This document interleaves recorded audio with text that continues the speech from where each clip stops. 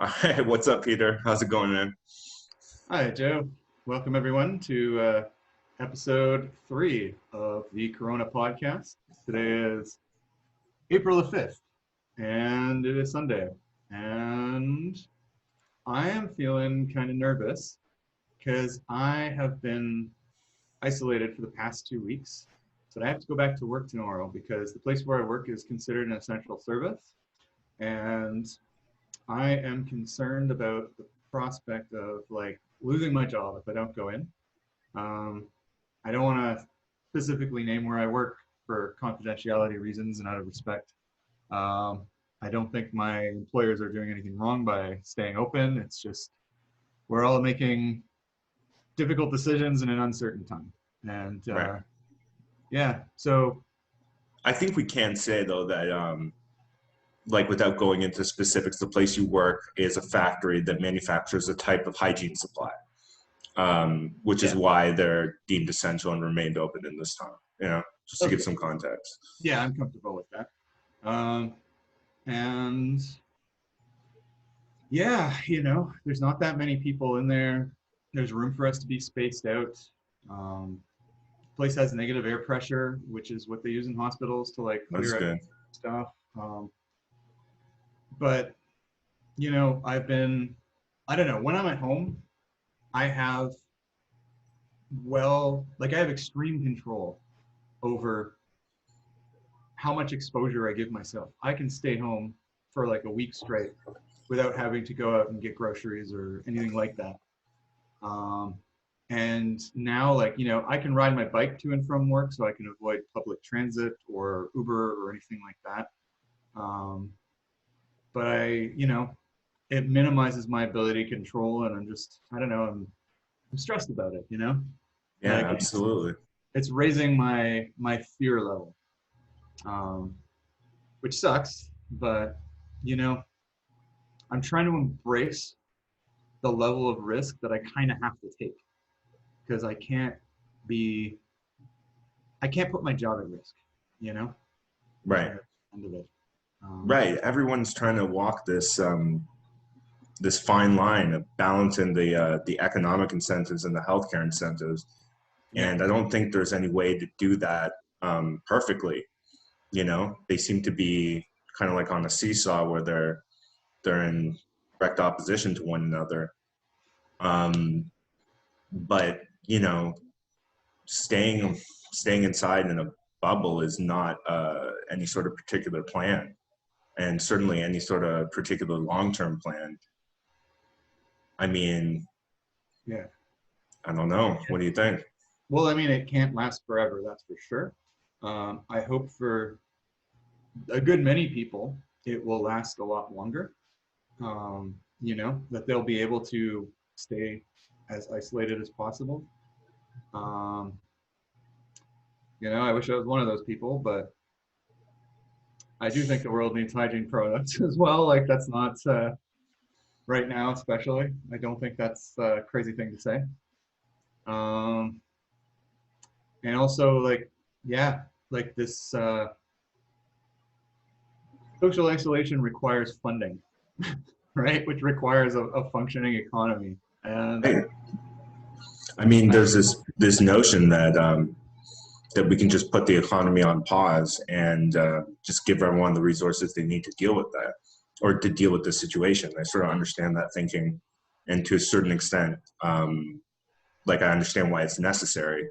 But if the plan specifically is for the Canadian central bank to basically print billions, if not hundreds of billions of dollars, and just airdrop it to people, um, like, that's a process that could lead to some pretty frightening results.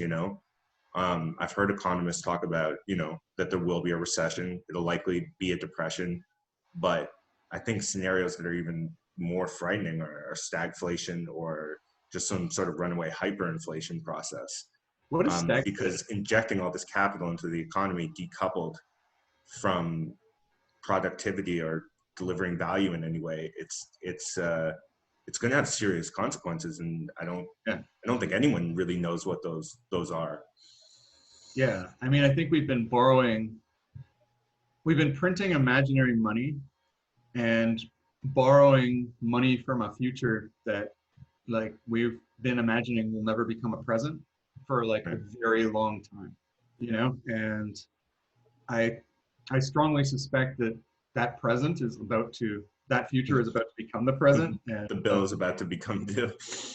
yeah, like the future selves are us, you know, like in this crisis. And money wise, like, I mean, every dollar you print makes the total sum of dollars less valuable Right. because the only thing that's giving our money value is how much of it is in circulation, right? And Right. It's a free floating variable, you know? It's yeah, not and something that's fixed and unrelated to the rest of the economy. yeah, Um, and I think, you know, it's worth pointing out too that like in any economic recession or depression, there are serious health consequences associated with that too. That cases of suicide, of addiction, of people who are sort of living on the bubble, yeah, in economically precarious situations already, like people die in a depression, right? And so this notion of putting the entire economy on hold while we deal with this, it's not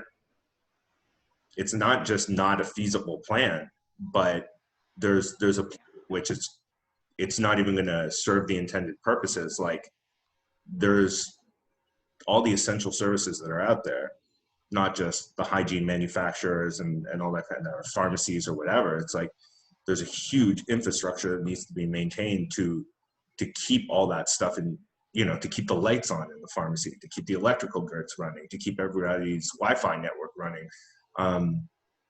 And there just isn't a point at which everyone can just hit the pause button. yeah, it's true. And I think like, you know, a big part of the issue here is like, you know, the way I've been thinking about this is like, you know, and I don't know if I've used this in the podcast before. I don't think I have, but like if you were playing a game of poker, and I know you and I have talked about this before, right? Like if I want to minimize my risk in a game of poker, like all I have to do is put as little money in the pot as possible. Like if I put zero money in the pot, my risk is zero, right? So You're not a poker I, player. no, I'm not a poker player, but like, you know, like in this situation though, like it's No, not like it's sorry to interrupt, but it's a better analogy than you realize, because yeah, in poker, when you're playing a game, regardless of whether you wager anything on a particular pot, there's yeah, two things that you do have to wager: the yeah, antes and the blind. So yeah, if you, it's to disincentivize people from just sitting and waiting until they get a perfect hand and then betting. So it keeps a little pressure on. So each hand you have to ante something up and you lose a bit of money. And so okay, if you just sit there waiting, yeah, you actually end up just slowly bleeding away your stack, right? And that's not yeah, actually a bad analogy for the situation we're in now, because there's a level of risk associated with doing something, and there's a level of risk associated with not doing something, you well, this is know? what I mean more here is that I guess like so I was thinking of it in terms of like zero risk with no money in the pot, right? But like or less risk with no money in the pot. But here it's different because like um, if I stay home completely, I minimize my risk of spreading to other people and contracting the Right. virus myself, right? So, but that's not a zero risk point because I'm also risking my own personal economic harm as well as like, you know, my society's economic functionality by not working, by not earning an income, by potentially drawing on like a massive government influx of cash, you know. Mm-hmm. And you know, I'm not blaming people for doing these things, but I guess my point is there is no zero risk point. Like Yeah. there's a risk, you know, there's like a lower than norm, like no lower than not risk floating somewhere in the middle between like isolation and like, you know, working. Um, and I don't know, yeah, I don't think there's going to be any easy solutions for this problem because like, again, like essential services, and I mean real essential services like, you know, healthcare and all that stuff, not to mention like the isolation that many people will be able to participate in is going to require funding of some kind. And that comes from an economic, that comes from a market, you know? Um, Mm. Like there's no, I mean, I don't know where else it would come from. Yeah, I mean, eventually everybody is going to have to go back to work. I mean, the stores don't just stock themselves. The food doesn't just sort of produce itself. Yeah. And there's, I'm worried about the notion that what happens when, you know, the people who are out there, that sort of first line of defense, who are working in these essential services, when they get sick, Yeah. who gets tapped to sort of, replace them. Because like the show has to keep going. Like the show doesn't stop. And we've been told to prepare for 12 weeks of social distancing, and I guess the work for all of us is going to be to figure out a way to do that responsibly, um, while reintegrating things like work and commerce back into our lives. And I don't know, man. I would say, Peter, just be careful, man. Yeah. Like you can't minimize your risk completely, but you can make good decisions. You can use prophylactic measures. You can be mindful. I know you're going to do all those things, but Yeah. yeah, Well, that's it. I'm taking my bike. I'm avoiding public transit, obviously. I'm going to, I guess, wash my hands frequently while I'm working. Um, Wear protective gear at all times, and I hope everyone will be able to do so as well, for as long as it's available. you know, I am going to be coming home and immediately changing my clothes, taking a shower, gargling salt water, washing my hands, all of that good stuff. Uh, but yeah, it's just, like I've been able to take a more extreme level of this, and that has created a sense of emotional security as well, right? Like I've been able to like minimize my going out at all. When I do, I have a fully set procedure that I'm not going to be able to totally adhere to in the same way. Um, am I gonna like eating lunch at work is gonna feel very uncomfortable to me, stuff like that. yeah, yeah, and Like, like it's like, I'm not gonna like be having coffee while I'm sitting at my my workplace desk. It's just like, so yeah, I feel like I don't know how to navigate all these things. Um, no, I don't think there is like a real good answer to that. I think you're going to have to evaluate it on a day by day basis.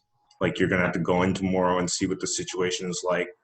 Because, yeah, we've talked about this before, like different institutions, different businesses have very different ideas of what social distancing means. And like we can compare and contrast, like, I think you had an experience going to a bank, which was positive, in which they seem to have pretty like intense measures in place, like hygiene measures, like sanitizing everything constantly. And then, we've both had experiences at grocery stores and supermarkets, and,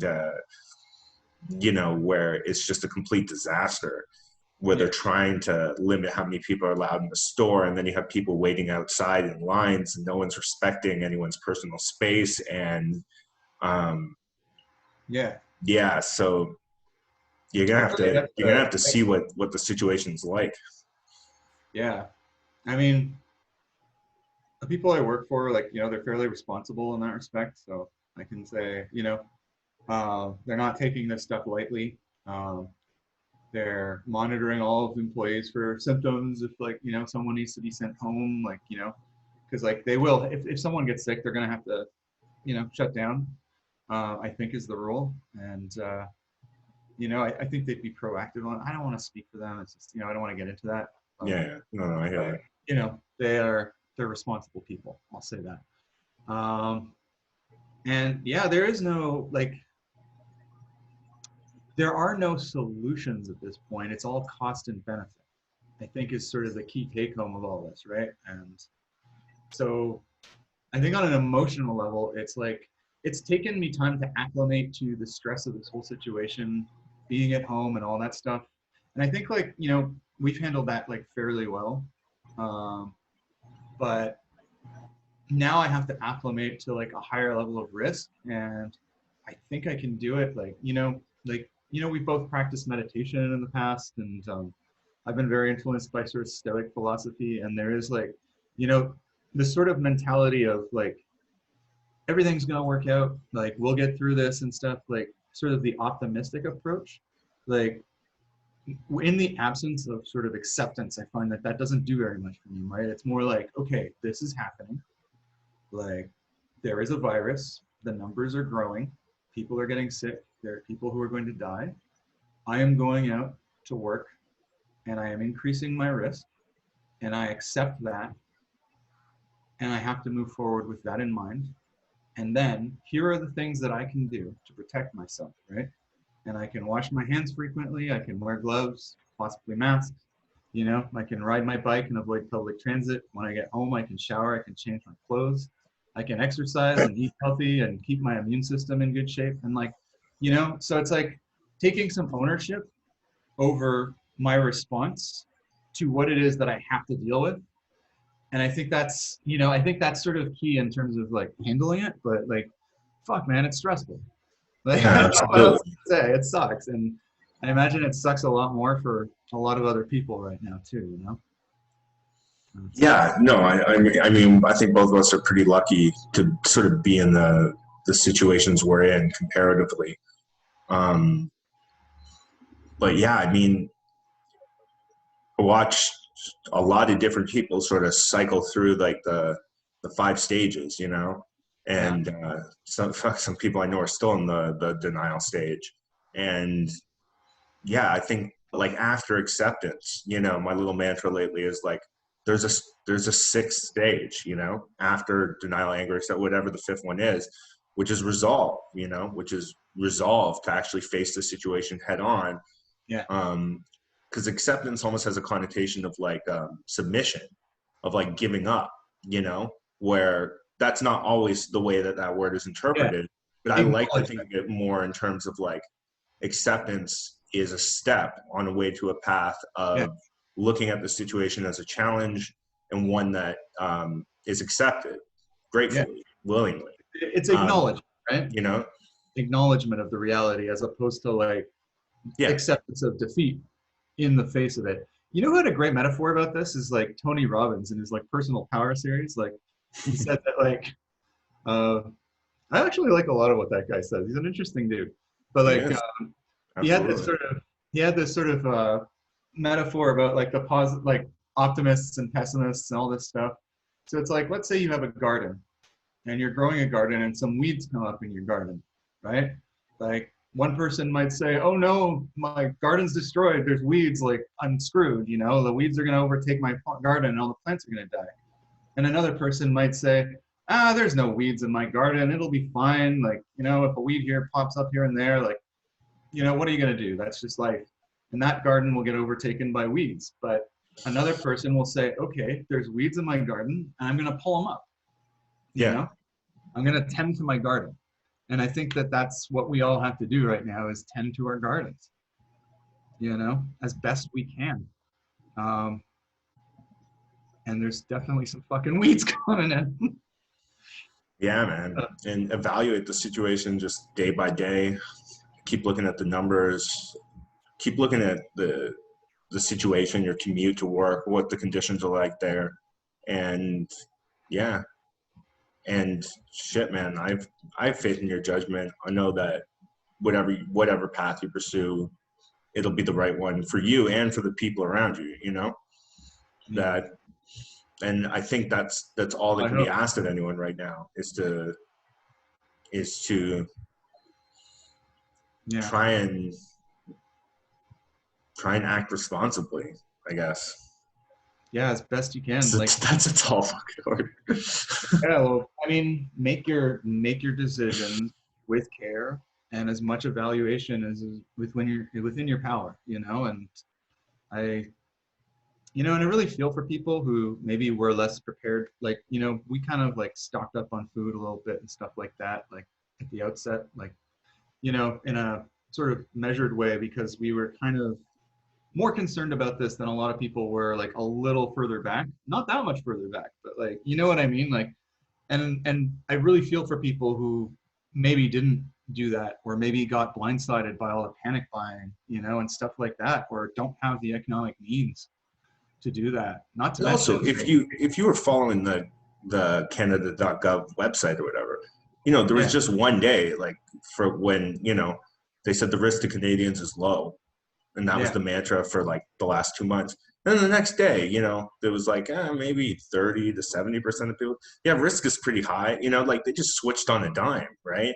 And so I don't think yeah, they gave people a lot of time to prepare. And yeah, there was a lot of lead time into this, yeah, and we've talked about this before, but one of the big tip-offs was not just the look. I mean, there was a plethora of information coming out of you that was freely available to anyone. Anyone who was connected could have seen this. But like, what I found disturbing was that, when you think about all the trivial things and outrages of the day that the media tells you that you're supposed to be afraid of, and then they were downplaying this for the longest time, and that just set off all my alarms, where it's like, why are they telling us not to focus on this? Why are they acting like it's a big joke? And you see, yeah, they switched on a dime too with everybody else. yeah. Well, I mean, it's interesting because like you can see the same principle played out among socially among people, amongst government officials, and amongst the media, right? Which is like, okay, I'm hearing about this thing, it's far away, it's getting bigger, you know, um, but I'm not really worried about it. It's not serious. And it was like right up until the moment. And then when it was serious, they were like, okay, this is serious. We have to worry. Like, yeah, there wasn't foresight. I think the media really, I mean, they did the same thing that people do, um, in a sense of like just putting it off until they can't anymore. And I think the government did that. And the thing is like, those are two institutions who, if they're worth anything, really shouldn't be doing Right. Should have a bit of foresight, that. um, and should have extended time preferences beyond, a week or whatever. Like, but that's a whole other conversation.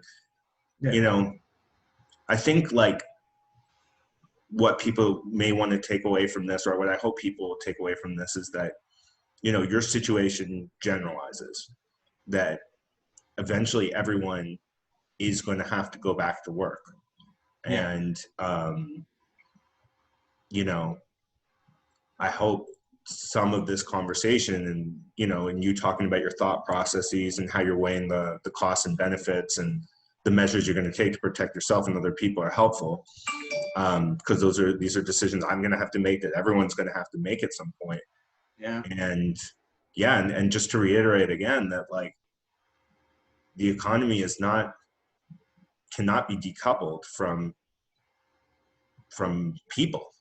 No, it can't. That you can't just put the economy on pause and print money. And that, there are going to be huge social and economic consequences to this, which are going to, these secondary and tertiary effects are going to be as dangerous as the virus itself. You know what? An interesting way to like, as an interesting thing to lay out might be that it's like, a lot of people think of the economy as sort of an abstract term, like an abstraction that generally reflects like money moving around in some very sort of vague way. But what an economy is like the movement and management, of the scarce resources Right. that we have, right? So this means people producing things like food and hygienic masks and supplies, being able to provide people with housing and, very fundamental things, clothing, like all of this stuff. And when that gets damaged, when there's a downturn, all of those things become harder for people to do. And when there's no means of supporting oneself, it's harder for one to access a lot of those things, Yeah. Um, and unfortunately, our economy is based on a lot of abstractions that don't reflect reality. And I think reality and the abstractions are about to sort of hit each other in the Collide. face. Yeah, and I hope we all manage to navigate that, you know. And I would say, like, I hope we can all focus on what's real, you know, in terms of like how we interact with each other. Mm-hmm. Definitely, And man. And I think, I think the nature of work will change after this. I think, things will not just reset in the exact same way. And hopefully some positive things will come out of that. But just to sort of to wrap this up, I just say, like, look, man, stay safe, you know, thanks, man. like, be mindful, and fuck, man, take care of yourself, and you know, play it day to day, see where it goes. I will, and you as well. You know, keep safe, and all of you out there who Yeah, definitely. might actually be listening to this, like, you guys all play it safe. You know, be as safe as you can, and be as protect yourself and the people around you to the best of your ability. Um, Bless all of you who have to work because it's not easy, and to those of you who are self-isolating, like, thank you very much because Yeah. you know everybody is helping do something really important right now who's like participating in any of those things. And Well said, man. yeah, All right, Peter, take care. take care, Jeff. We'll talk soon. Talk All soon. right.